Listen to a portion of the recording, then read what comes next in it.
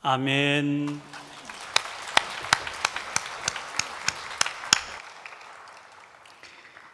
주님께서 지금도 살아계셔서 우리 눈에는 어려움이 가득해 보이지만 친히 인도하시고 또 이끄시고 있는 줄로 믿습니다. 귀한 찬양 하나님께 큰 영광 올려드리게 된 줄 압니다.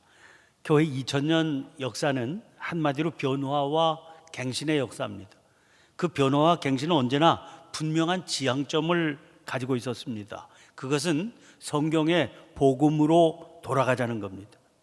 그게 바로 예수님의 가르침이지요.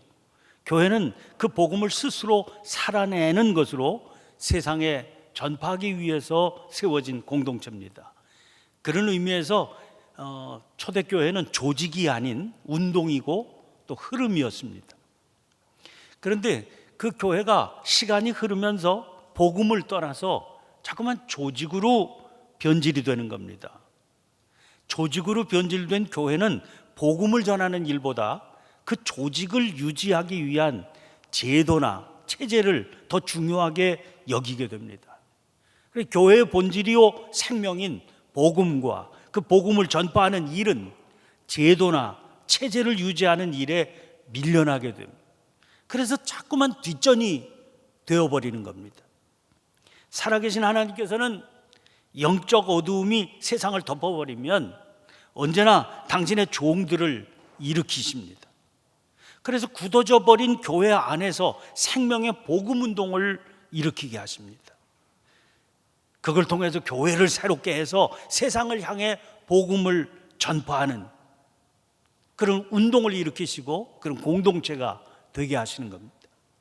중세 가톨릭 교회가 그렇게 됐을 때 하나님께서는 얀 후스 또 위클리프 같은 종들을 일으키셔서 세상을 깨우치셨습니다. 그 당장에는 강한 저항에 부딪히게 되어서 무너지게 되고 그들의 열정이 다 끝나버리는 것처럼 보였습니다. 그러나 계속해서 그 뒤를 이어서 마틴 루터, 존 칼빈을 세우셔서 결국은 종교개혁을 이루어 내셨습니다. 유럽 대륙에서 일어난 이 종교개혁의 결과 지금의 개신교회가 세워진 겁니다. 그런데 대륙의 바람이 영국 땅에서는 그 여파를 타고 성공회라고 하는 게 세워집니다.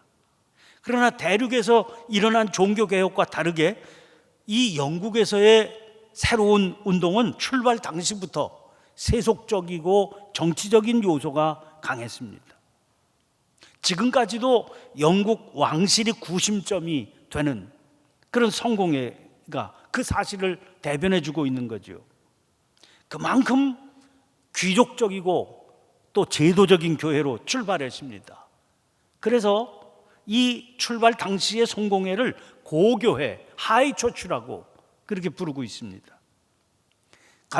우리 감리교를 창시하신 존 웨슬리 목사님은 이 성공회에 촉망받는 젊은 사제였습니다. 그러나 그가 어느 날 하나님의 은혜로 거듭남의 역사를 체험하게 됩니다. 제도와 조직 안에 머물러 살던 그의 영혼이 생명의 복음을 통해서 새롭게 지음을 받는 감동적인 회심을 경험하게 된 겁니다. 1738년 5월 28일, 24일 그날이 수요일인데 수요일 저녁 예배 그 밤 시간에 일어난 사건이었습니다. 오늘이 5월 24일 아닙니까? 오늘은 바로 그날을 기념하는 웨슬리 목사님의 회심을 기념하는 주일, 우리 감리교회의 생일이라고 할 수 있는 그런 주일입니다. 이 웨슬리의 어머니 수산나 웨슬레는 역사상 가장 훌륭한 어머니 중에 한 분으로 추앙받고 있는 분이거든요. 웨슬리는 이 어머니로부터 어려서부터 철저하게 신앙교육을 받고 자랐습니다. 신앙적인 규칙을 철저히 지키는 모범적인 교인입니다.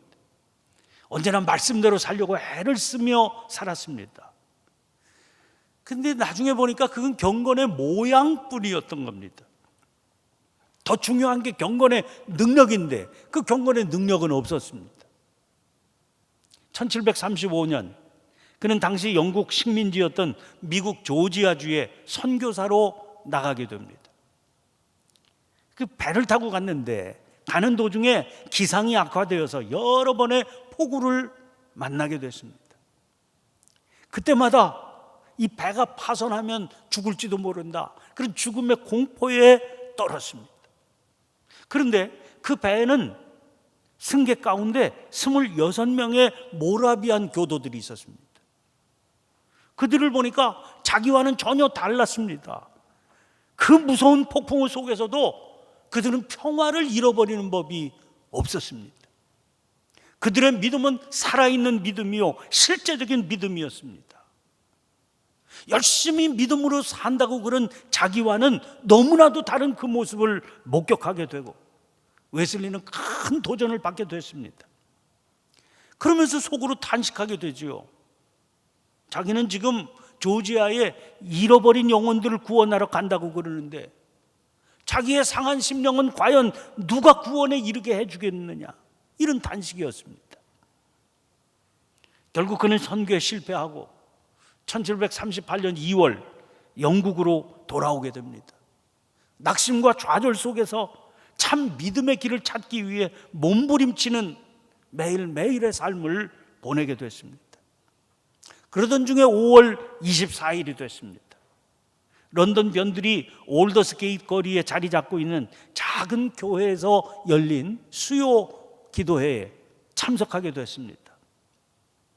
예배 시간이 되니까 목사님이 어디로 가셨는지 평신도 중에 한 사람이 일어나서 마틴 루터의 로마서 주석 서문을 읽었습니다. 그가 읽은 내용은 루터가 로마서의 한 구절을 설명하는 부분이었습니다. 그 본문이 로마서 3장 23절 24절입니다.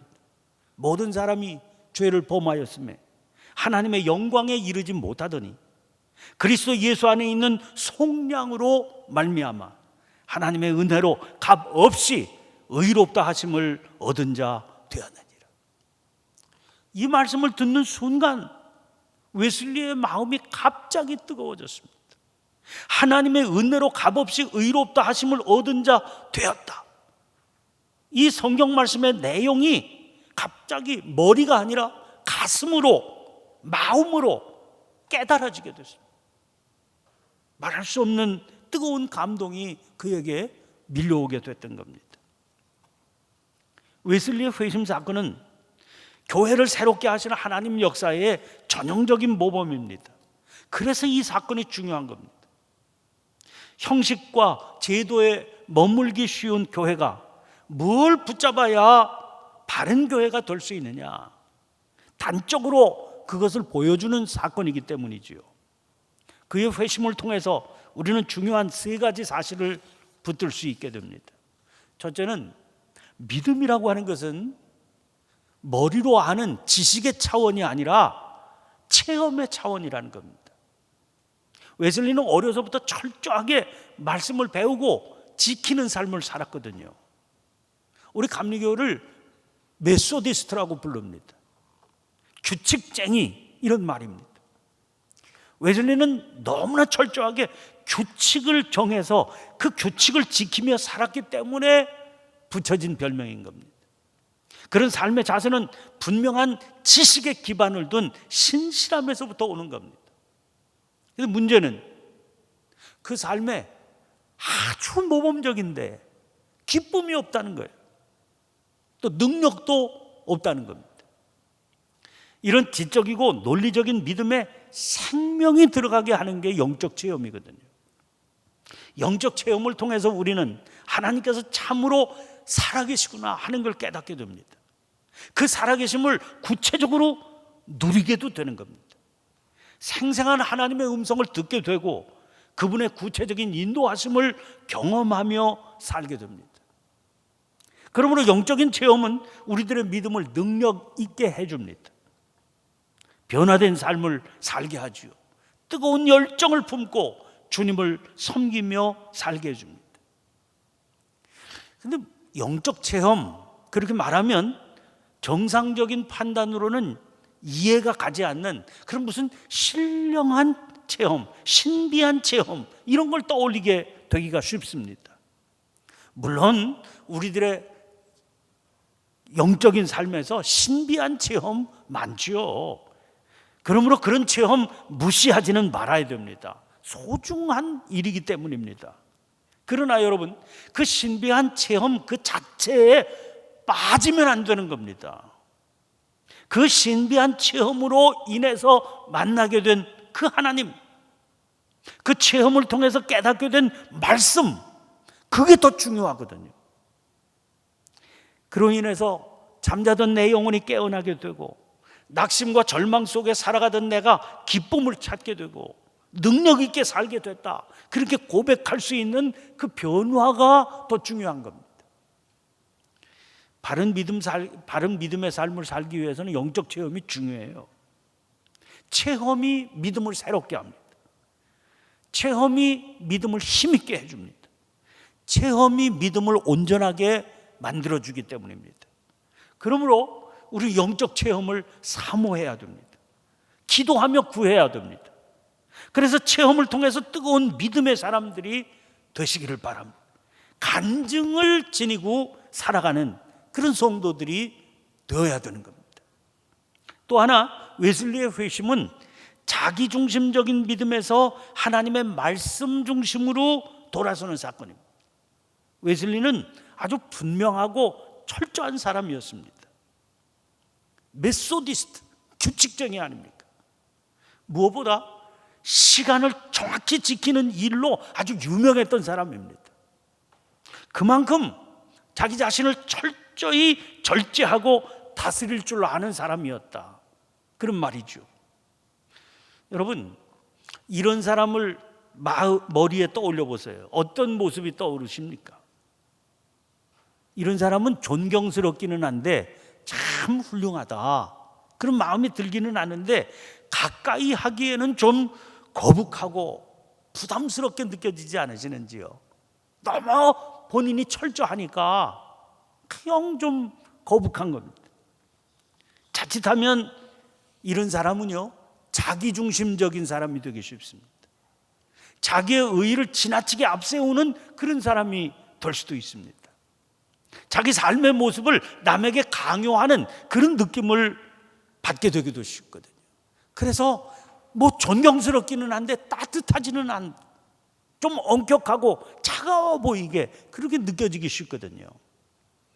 여러분, 예수님 당시에 바리새인들이 그런 사람 아닙니까? 바울도 회심하기 전에는 그런 사람이었습니다. 그런데 이런 분들이 회심을 경험하니까 놀랍게 달라지게 됩니다. 자기 중심의 삶에서 말씀 중심의 믿음을 향해 돌아서기 때문입니다. 은혜 중심으로, 주님 중심으로 돌아서는 것, 그게 회심입니다. 자기의 의를 내세우고 그걸 붙들고 사는 일에 열중했던 사람이 주님의 은혜에 감격하게 되는 겁니다. 주님의 말씀 앞에 자기의 고집을 내려놓습니다. 그랬더니 그동안 이웃을 향해서 차가웠던 그 시선이 따뜻해집니다. 비난으로 가득 찼던 입술이 너그러움으로 가득 채워집니다. 늘 뭔가 불만족스러웠던 마음이 감사와 기쁨으로 채워지게 됐습니다. 지금까지는 공연히 사람들이 피해가던 삶이었거든요.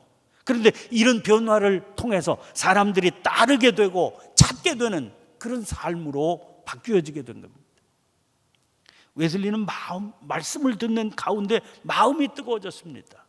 말씀을 통해서 성령의 충만함을 받았고 말씀을 통해서 영적인 체험을 누리게 됐습니다. 이 사실이 굉장히 중요해요. 그 어떤 굉장한 체험이라고 그래도 말씀에 근거를 두고 있지 않은 건 모두가 잘못된 겁니다. 요즘 세상을 시끄럽게 하는 이단의 특징이 그런 거 아니에요? 그 이단은 언제나 자기가 경험한 무슨 굉장한 체험을 말씀보다 더 중요하게 내세워요. 이게 문제가 되는 겁니다. 말씀보다 앞에 설 수 있는 체험이라고 하는 건 없는 거예요. 우리의 믿음도요, 언제나 말씀 위에 서 있어야 됩니다. 자기의 판단이나 생각, 자기의 가치관을 말씀 앞에 무릎 꿇게 하는 게 믿음이기 때문이지요. 말씀에 그렇게 돼 있으니까 그대로 순종하며 그대로 살겠습니다. 그게 믿음인 겁니다. 보이지는 않아, 들리지 않아. 그래도 말씀이 그렇다고 그러니까 그런 줄 알고 따르겠습니다. 그게 믿음인 거죠. 웨슬리는 자기를 가리켜서 나는 한 책의 사람이다 그랬습니다. 그가 말한 그 한 책은 바로 성경입니다. 그는 자기의 일기에 이렇게 기록했습니다. 나의 근거는 성경이다. 나는 성경 고집쟁이다. 나는 크든지 작든지 모든 면에서 성경을 따른다. 성도는 말씀 중심의 삶을 살아야 됩니다. 말씀 충만이 성령 충만인 겁니다. 말씀을 통해서 받는 은혜가 진정한 은혜입니다. 말씀을 통해서 힘을 얻어야 생명력 넘치는 믿음이 될 수 있는 겁니다. 말씀을 듣는 가운데 뜨거운 감동의 체험이 있어야 됩니다. 그거야말로 진정한 체험이기 때문입니다. 그 웨슬리 경우 보세요. 유명한 목사님의 설교를 듣다가 회심에 이른 게 아니거든요. 이름조차 알려지지 않는 어떤 성도가 로마서 주석의 서문을 읽고 있었습니다. 그런데 그 내용을 듣다가 성령의 뜨거운 체험을 하게 된 겁니다. 말씀에 눈이 떠지면서 그렇게 된 거죠. 마지막으로 그날 웨슬리의 회심은 방향이 결정된 회심이었습니다. 그날부터 웨슬리의 삶에는 매일매일의 회심이 일어났기 때문입니다. 이게 굉장히 중요한 감리교의 특징이에요. 우리는 행위가 아니라 믿음으로 구원을 받습니다. 그 믿음은 크게 5가지로 정리할 수 있습니다. 첫 번째, 하나님이 세상을 창조하셨습니다. 두 번째, 인간이 하나님에게서 떠나 죄를 범했습니다. 세 번째, 인간을 구원하시기 위해서 예수님께서 이 땅을 찾아오셨습니다. 네 번째, 누구든지 예수를 믿으면 구원을 얻습니다. 다섯 번째, 구원받은 사람은 하나님 나라를 약속받은 자녀가 됩니다. 이 사실을 믿고 인정하고 고백하는 그 순간 그는 구원받고 거듭난 하나님의 백성이 됩니다. 하나님의 자녀가 되는 겁니다. 그러나 아무리 구원받은 성도라 할지라도요, 그는 완성된 존재는 아닙니다. 그가 받은 구원이 행위가 아니라 믿음으로 받은 것이기 때문에 그렇습니다. 그래서 그에게는 아직도 처리해야 될 옛사람의 습관, 버릇, 행위가 남아 있습니다. 그러므로 바른 성도는 매일매일의 일상생활 속에서 끝없이 거듭나지 않으면 안 되는 겁니다. 그런 삶을 사는 사람을 우리는 예수 믿는 사람이다, 성도다, 그렇게 말하는 겁니다. 완성된 사람이 아니라 완성되어 가는 사람을 말하는 겁니다. 아까 체험이 있는 믿음의 중요성을 말씀드렸죠. 체험은 그 자체가 중요한 게 아니에요. 체험을 통해서 삶의 변화가 일어나기 때문에 중요한 겁니다. 신령한 체험은 있는데 그 체험이 그의 생활의 변화를 가져오지 못한다, 이렇게 생각해 보세요. 꽃은 아름답게 피었는데 열매를 맺지 못하는 나무와 똑같은 겁니다.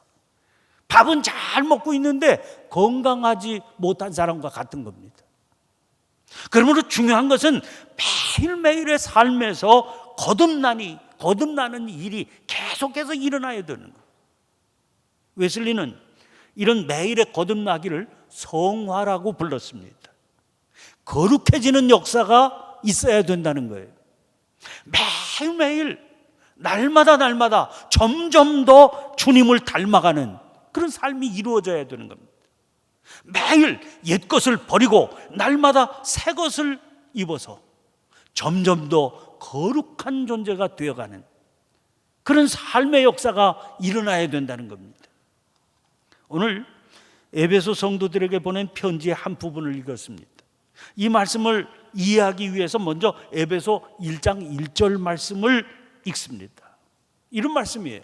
하나님의 뜻으로 말미암아 그리스도 예수의 사도된 바울은 에베소에 있는 성도들과 그리스도 예수 안에 있는 신실한 자들에게 편지하노니. 여러분, 이게 이 편지를 받아서 읽게 될 대상이에요. 그 대상이 누구라고요? 에베소에 있는 성도들입니다. 그들은 그리스도 안에 있는 신실한 자들이에요. 이미 그런 존재들에게, 그런 분들에게 쓴 편지입니다. 여러분, 이 사실을 염두에 두고 오늘 본문 말씀 보시기 바랍니다. 22절입니다. 너희는 유혹의 욕심을 따라 썩어져가는 구습을 따르는 옛사람을 벗어버리고 오직 너희의 심령이 새롭게 되어 하나님을 따라 의와 진리의 거룩함으로 지으심을 받은 새 사람을 입으라. 여러분, 분명히 거듭난 성도라고 그랬죠. 그런데도 그의 안에는 여전히 벗어버려야 할 유혹의 욕심을 따라 썩어져가는 구습을 따르는 옛사람이 남아 있다는 거예요. 그 옛사람의 구습이란 어떤 것일까요? 19절을 보면 감각 없는 자가 되어 자신을 방탕에 방임하여 모든 더러운 것을 욕심으로 행하는 겁니다.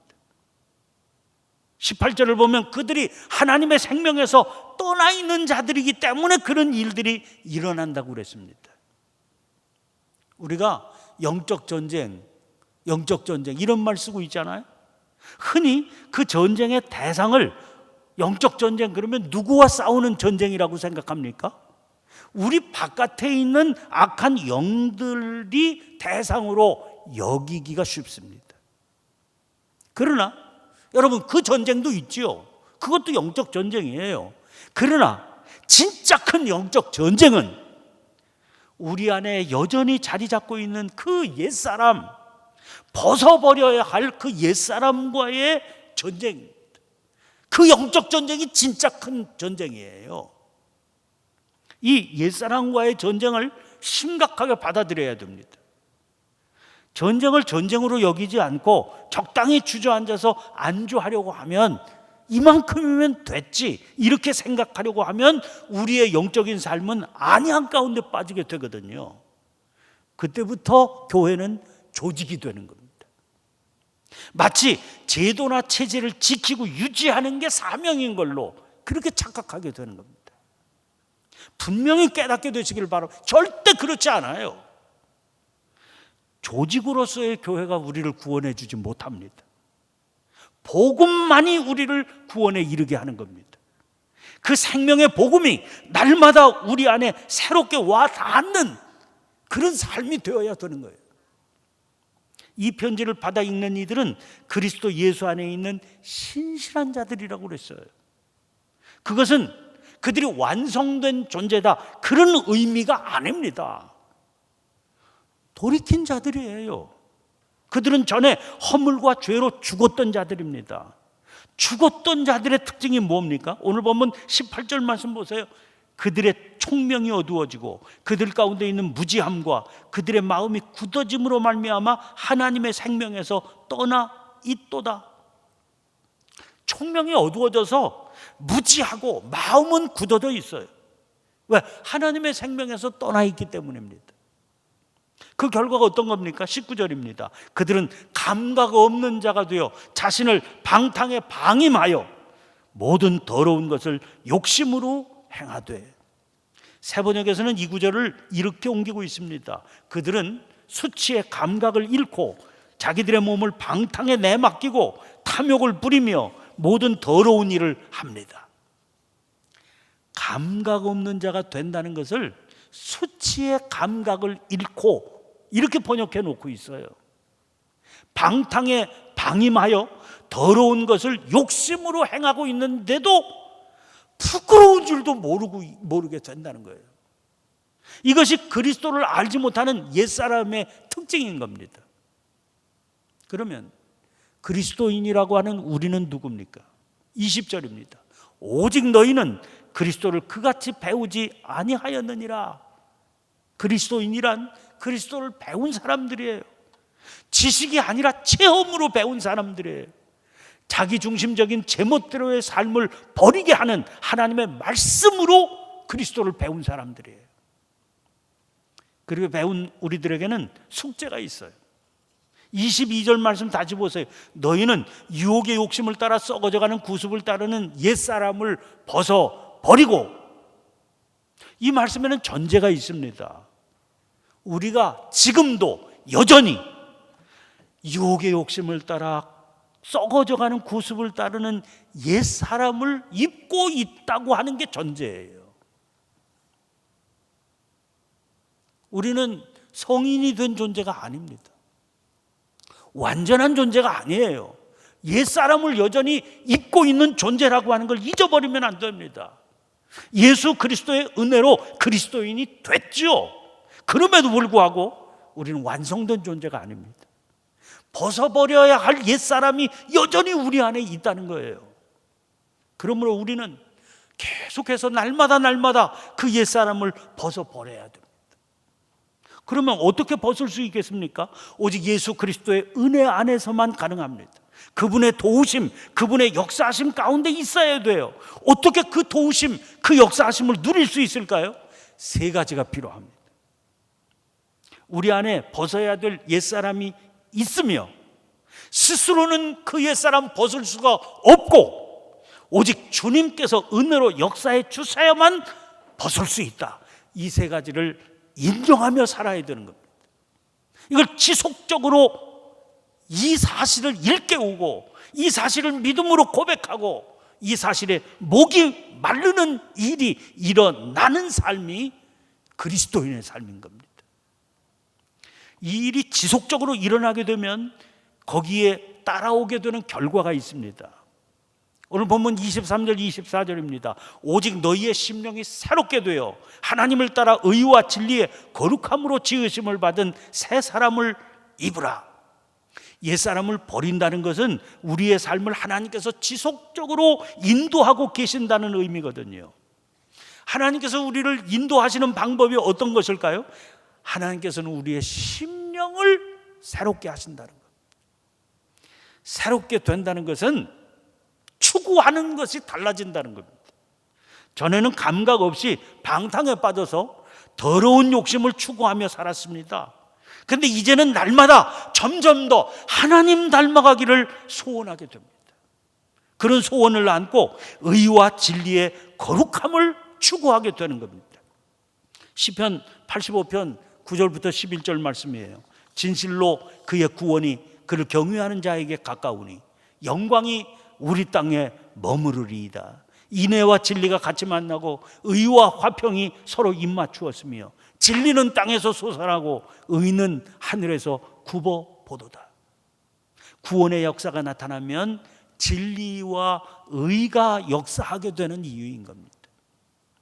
사랑하는 성도 여러분, 282년 전 우리 감리교회의 기틀을 놓았던 웨슬리는 이런 유명한 말을 남겼어요. 나는 감리교회가 이 땅 위에서 사라지게 되는 것을 두려워하지 않는다.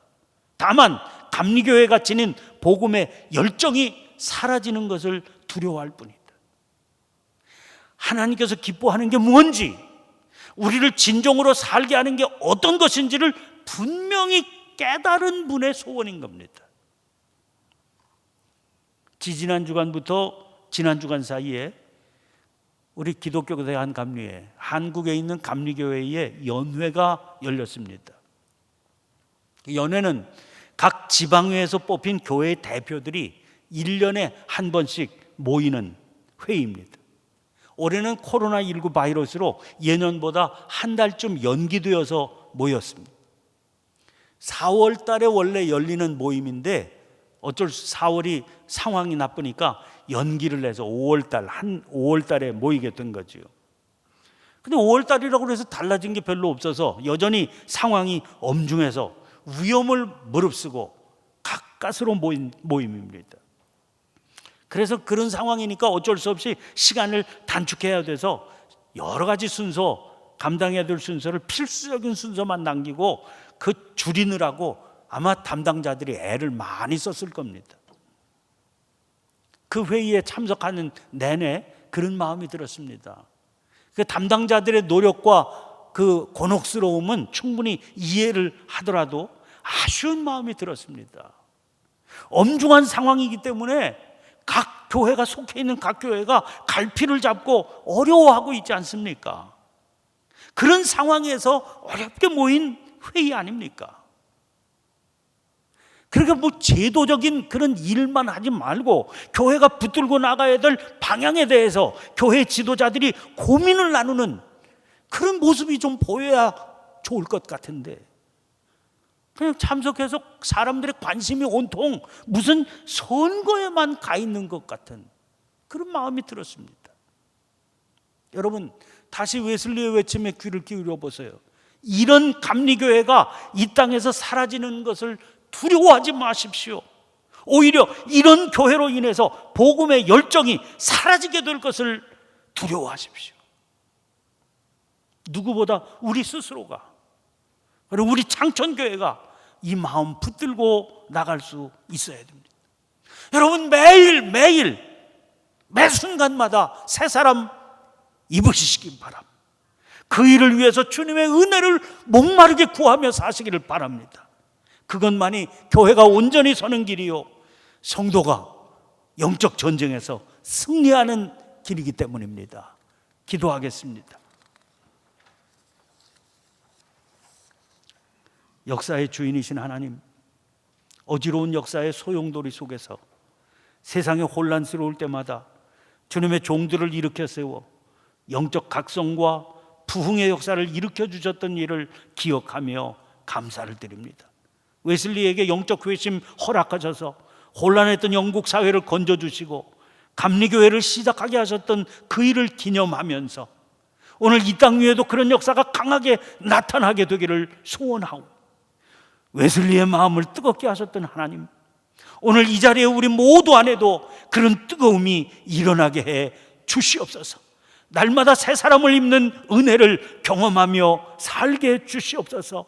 세상을 구원하는 사명을 감당하는 교회가 되게 하시고 저희 성도들이 되게 하여 주시옵소서. 세상을 사랑하사 구원의 역사를 일으키시는 예수님 이름으로 기도하옵나이다. 아멘.